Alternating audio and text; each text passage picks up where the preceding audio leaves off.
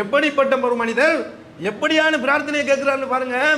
தன்னிடத்தில் இல்லாத சந்தர்ப்பத்திலும் கூட, தனக்கு தேவை இருக்குகின்ற ஒரு நிலைமையிலும் கூட பிற மனிதர்களுக்கு கொடுத்துதவிய அந்த மாமனிதர் இறைவனிடத்தில் கையை உயர்த்தி, இறைவா என்னுடைய உள்ளத்தில் இருந்த அந்த கஞ்சத்தனத்தை நீ அகற்றிவிடு, இந்த பழக்கத்தில் இருந்து நீ என்னை பாதுகாத்து விடு என்று நபிகளார் ஸல்லல்லாஹு அலைஹி வஸல்லம் அவர்கள் இறைவனிடத்தில் பிரார்த்திக்கிறான் சொன்னால் நாம் எந்த அளவுக்கு இறைவனிடத்தில் கேட்க வேண்டும். அல்லாஹ் தஆலா திருக்குர்ஆனில் பேசுகின்ற பொழுது ஒரு மனிதரை பற்றி அல்லாஹ் பேசுகிறான். எப்படிப்பட்ட மனிதர்கள் என்று சொன்னால், அல்லதி ஜமஅ மால வஅததா, அந்த மனிதன் தன்னுடைய பொருளாதாரங்களை எல்லாம் ஒன்று சேர்த்து கொண்டிருப்பான். தன்னுடைய பொருளாதாரங்களை எல்லாம் சேர்த்து அவைகளை அவன் எண்ணிக்கொண்டு இருப்பான். யஹ்சபு அன்ன மாலஹு அஹ்லதா, அவனுடைய எண்ணம் எப்படி இருக்கும் என்று சொன்னால், அவன் எப்படி எண்ணிக்கொண்டிருப்பான் என்று சொன்னால், நிச்சயமாக நான் சேர்த்து வைத்திருக்கக்கூடிய இந்த பொருளாதாரம் என்பதுதான், நான் சேர்த்து வைத்திருக்கக்கூடிய இந்த சொத்து செல்வம் என்பதுதான், பணம் என்பதுதான் என்னை காப்பாற்றும் என்று அவன் யோசித்துக் கொண்டிருக்கிறான். நான் சேர்த்து வைத்திருக்கக்கூடிய இந்த சொத்து செல்வம் தான் என்னை காப்பாற்றும் என்று அவன் எண்ணிக்கொண்டிருக்கிறான். அல்லாஹ் தஆலா சொல்லுகின்ற பொழுது, கல்லா, அது அப்படி அல்ல, அப்படி நினைக்காதீங்க. லயுன்பதன்ன ஃபில் ஹுத்தமா, அப்படியான எண்ணம் கொண்டவர்கள், அப்படி யோசித்துக் கொண்டிருக்கக்கூடியவர்கள், அப்படி எண்ணிக்கொண்டிருக்கக்கூடியவர்கள் ஹுத்தமா என்று சொல்லக்கூடிய ஒரு இடத்தில் எரியப்படுவார்கள், தூக்கி போடப்படுவார்கள். அந்த ஹுத்தமா என்றால் என்ன? நாருல்லாஹில் மூகதா, அல்லாஹ்வினுடைய கொழுந்து விட்டெறியக்கூடிய நெருப்பு அது. அந்த நெருப்பினுடைய பவரை பற்றி அல்லாஹ் தஆலா சொல்லக்கூடிய நேரத்தில், அல்லதி, அது எப்படிப்பட்டது என்று சொன்னால், அந்த அல்லாஹ்வினுடைய அந்த நெருப்பு என்பது எந்த அளவுக்கு பவர்ஃபுல்லானது என்று சொன்னால், அவர்களுடைய இதயங்களை அது கருக செய்யக்கூடிய அளவுக்கு அது சக்தி பெற்றது. அல்லாஹ்வினுடைய அந்த நெருப்பு என்பது மனிதர்களுடைய உள்ளங்களை தாக்கக்கூடியது, மனிதர்களுடைய இதயங்களை கருக செய்யக்கூடிய அளவுக்கு அதிபயங்கரமான அந்த நெருப்புக்கு சொந்தக்காரர்கள் யார்?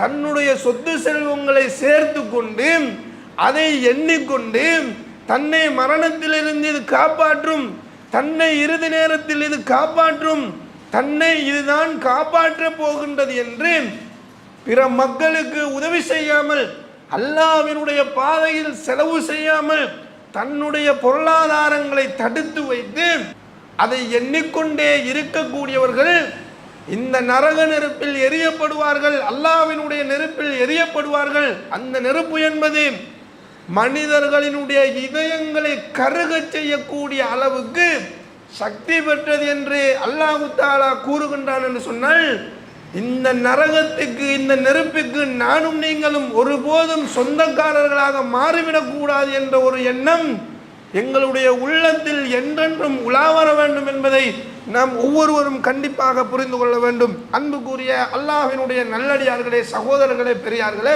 இறுதியாக அனஸ் பின் மாலிக் ரலியல்லாஹு அன்ஹு அறிவிக்கக்கூடிய ஒரு செய்தி, ஒருமுறை அல்லாஹ்வினுடைய தூதரர்கள் வந்து அபூ தல்ஹா ரலியல்லாஹு அன்ஹு அவர்களிடம், நான் ஹைபருக்காக செல்ல போகிறேன், எனக்கு பணிவிடை செய்வதற்காக சிறுவர்களில் ஒரு சிறுவனை நீங்கள் கொண்டு வாருங்கள் என்று சொல்லி அபூ தல்ஹா ரலியல்லாஹு அன்ஹு அவர்களிடம் கட்டளை இடுகிறார்கள், சொல்லுகிறார்கள். அபூ தல்ஹா ரலியல்லாஹு அன்ஹு என்ன செய்கிறாங்கன்னு கேட்டால், அனஸ் இப்னு மாலிக் ரலியல்லாஹு அன்ஹு அவர்களை தனக்கு பின்னால் அமர்த்தி வைத்து கொண்டு செல்கிறார்கள். அல்லாஹ்வினுடைய தூதரவர்கள் எங்கெல்லாம் அந்த வாகனத்தை நிறுத்தி அந்த நிறுத்துகிறார்களோ அந்த நேரத்தில் என்ன செய்வாங்க, அனஸ் பின் மாலிக் ரலியல்லாஹு அன்ஹு அவர்கள் அல்லாஹ்வினுடைய தூதரவர்களுக்கு பணிவிடை செய்யக்கூடியவர்களாக இருந்தார்கள். இப்போ அனஸ் பின் மாலிக் ரலியல்லாஹு அன்ஹு அவர்கள் அறிவிக்கிறார்கள், நான் அல்லாஹ்வினுடைய தூதரவர்களுக்கு அந்த பணிவிடை செய்யக்கூடிய அந்த நேரத்தில் அல்லாஹ்வினுடைய தூதரவர்கள் இறைவனிடத்தில் பிரார்த்தனை செய்கிறார்கள். எப்படிப்பட்ட பிரார்த்தனை தெரியுமா?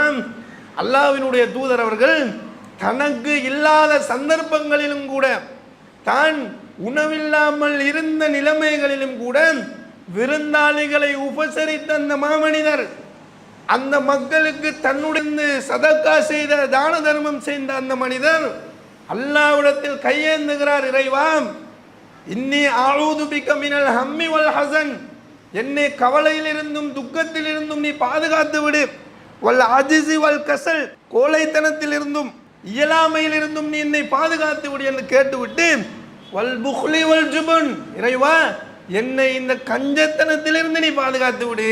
எப்படிப்பட்ட ஒரு மனிதர் எப்படியான பிரார்த்தனையை கேட்கிறான்னு பாருங்க.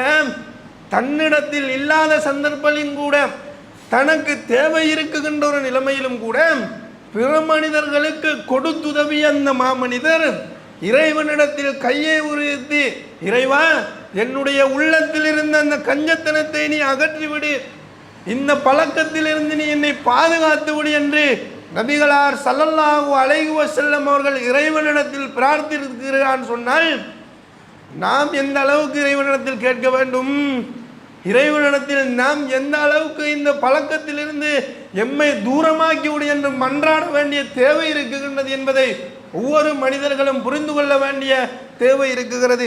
அன்புக்குரிய அல்லாஹ்வினுடைய நல்லடியார்களே, நாமும் இறைவனிடத்தில் இந்த கஞ்சத்தனத்தை விட்டும், கோலத்தனத்தை விட்டும், இயலாமைத்தனத்தை விட்டும் அடிக்கடி இறைவனிடத்தில் பிரார்த்தனை செய்து இந்த கஞ்சத்தனம் என்ற ஒரு பழக்கத்தை, இந்த ஒரு கொடிய நோயை எங்களுடைய உள்ளத்தில் இருந்து தூரமாக்கியவர்களாக, அல்லாஹ்வுக்கும் அவனுடைய ரஹ்மத்துக்கும் அவனுடைய மகஃபிரத்துக்கும் அருகில் உள்ள மக்களாக, சுவர்க்கத்துக்கு அருகில் உள்ள மக்களாக, சுவர்க்கத்துக்கு செல்லக்கூடிய வழியை இலேசாகக்கூடிய அந்த பழக்கத்தை எங்களுடைய வாழ்க்கையில் நாம் தினம் தினம் மேற்கொள்ள வேண்டும் என்று கேட்டு இந்த ஜுமா உரையை முடித்துக் கொள்கிறேன். வ ஆகிரு தஅவாத்தி அனில் ஹம்துலில்லாஹி ரப்பில் ஆலமீன்.